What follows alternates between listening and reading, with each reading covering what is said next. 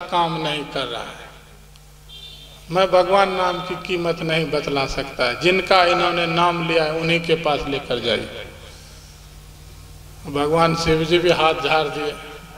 अब चले विष्णु भगवान के पास। धर्मराज जी उस व्यक्ति को लेकर गए भगवान विष्णु के पास, और विष्णु भगवान के पास जाकर के कहा था, ऐसे भक्त से पाला पड़ गया है। वह कहता कि मैं जो एक बार भगवान का नाम लिया हूँ उसकी क्या कीमत है, वही दीजिए मुझे, और कुछ नहीं चाहिए। बतलाइए आपके नाम की क्या कीमत है। तो विष्णु भगवान ने कहा, किसने मेरा नाम लिया है? तो मेरे पीछे खड़ा है,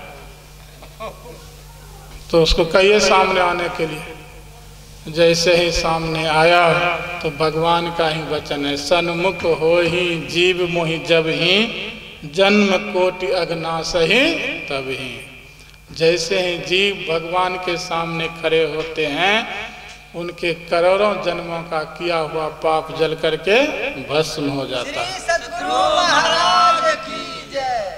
तो विष्णु भगवान ने कहा, तूने ही मेरा नाम लिया? हाँ, मैंने ही आपका नाम लिया। मैंने जो एक बार आपका नाम लिया है उसकी क्या कीमत है, वही मुझे दे दीजिए, और कुछ नहीं चाहिए। तो विष्णु भगवान ने कहा, मेरे नाम की यही कीमत है कि तू मेरी गोद में आकर के बैठ जा। एक बार भगवान का नाम लिया, भगवान की गोद में जाकर के बैठ गया। यदि हम आप सतगुरु सतगुरु पुकारेंगे तो हम आपका पाप नाश नहीं होगा? अवश्य हम आपका पापों का नाश होगा। भजन करने से ही पापों का नाश हो सकता है, अन्य किसी माध्यम के द्वारा नहीं। इसीलिए कहा, हरदम है तैयार तो पाप कमाने के लिए, कुछ तो समय निकाल हरि गुण गाने के लिए। कुछ तो समय निकालिए भगवान का भजन करने के लिए। 4:30 बज गया, और बढ़ा है ना? तो भजन करने से ही हमारे किए हुए अशुभ कर्मों का नाश हो सकता है, हमारे दुखों का नाश हो सकता है। गुरु महाराज के वचन में भी है, यही मानुष देह समैया में करु परमेश्वर में प्यार, कर्म धर्म को जला खाक कर देंगे तुमको तार। यही मानुष देह समैया में करु परमेश्वर में प्यार। उस परम प्रभु परमात्मा से अपना संबंध जोड़िए, तब जाकर बात बनेगी, नहीं तो बात बनने को नहीं है। शिवनारायण स्वामी जी महाराज ने कहा, निहारो यारो गुरु मूर्ति की, और गुरु मूर्ति सूरति बिच निरखो, तब उर होत इंजोर। छूटत कर्म तार सब टूटत, फूटत कठिन कठोर। शुभ और अशुभ कर्म न लागे, जागे धरे गृह चोर। निहारो यारो गुरु मूर्ति की, और भजन करेंगे तभी तो हमारे किए हुए शुभ अशुभ कर्मों का नाश होगा। बिना भजन किए अशुभ कर्मों का नाश नहीं हो सकता। तो लक्ष्मण जी गुह निषाद जी से कहते हैं, आप व्यर्थ ही माता कैकेयी के ऊपर दोष लगा रहे हैं। कोई किसी को सुख या दुख का देने वाला नहीं है, अपने ही किए हुए कर्मों का फल भोगना पड़ता है। तो हम आपके जीवन में जो भी दुख हैं, जो भी सुख आते हैं, दूसरे का किया हुआ नहीं, हम आपका ही किया हुआ कर्म है। तो यदि हम आप भी शुभ कर्म करेंगे तो आगे सुख भोगेंगे। शुभ कर्म का फल सुख है, अशुभ कर्म का फल दुख है।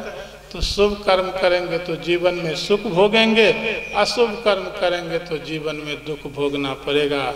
हम आपको ही भोगना पड़ेगा, किसी दूसरे को नहीं।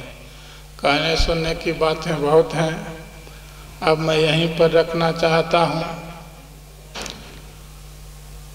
तो अपने माता पिता की पुण्यतिथि के अवसर पर, क्या नाम है, निरंजन बाबू, हाँ?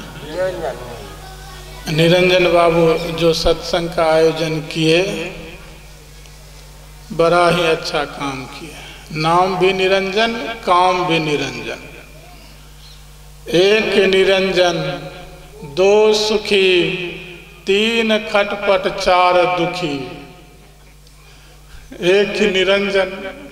निरंजन कौन? जो परमात्मा के भजन में लीन रहता है, उसको निरंजन कहते हैं। एक निरंजन, वे हमें जो अकेले रहेंगे वे खूब आनंद प्राप्त करेंगे, और जहाँ दो हो गया वहाँ खटपट चालू। एक निरंजन, दो खटपट, दो सुखी। दो आदमी सुखी रहते हैं। यदि वो नहीं है तो वो आश्रम में, वो नहीं है तो वो आश्रम में। यदि वे कहीं बाहर चले गए तो वे काम देख लेते हैं, यदि वे कहीं चले गए तो वे काम देख लेते हैं। दोनों के बीच अन्योन्याश्रय संबंध, दोनों सुखी रहते हैं। जहाँ तीन हो गए तो खटपट चालू। वो कहेंगे हम नहीं भोजन बनाएंगे, वो कहेंगे हमारा पैर दुखता है, वो कहेंगे हमारा कमर दर्द करता है, और खटपट चालू।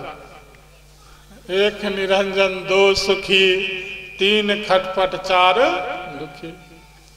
तो निरंजन है, नाम भी निरंजन और काम भी निरंजन। बड़े बड़े मरवारियों के घर में जाइएगा तो आप देखिएगा, गौर कीजिएगा, वे अपने पितरों की तस्वीर को दीवार पर लगा करके रखते हैं और माला पहना करके रखते हैं, उनकी पूजा करते हैं।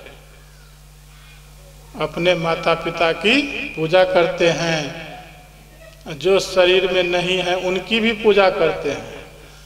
तो अपने पितरों की पूजा करने से धन बढ़ता है, संपत्ति बढ़ती है। देखते हैं मरवारी को, गरीब मरवारी जल्दी गरीब नहीं मिलेगा। इसीलिए हम आपको भी अपने पितरों की पूजा करनी चाहिए। तो यह सत्संग किए, यह भी पूजा है। तो इसमें तो सभी देवी देवताओं की पूजा हो जाता है। तो निरंजन बाबू जैसा नाम वैसा काम किए हैं।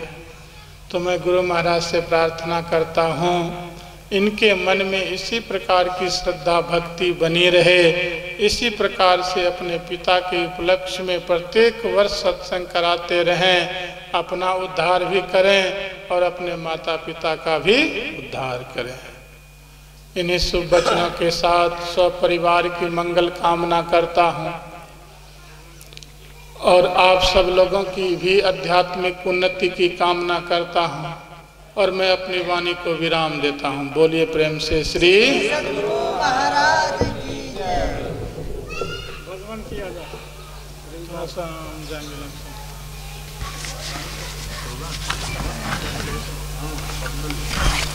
करो भगवान।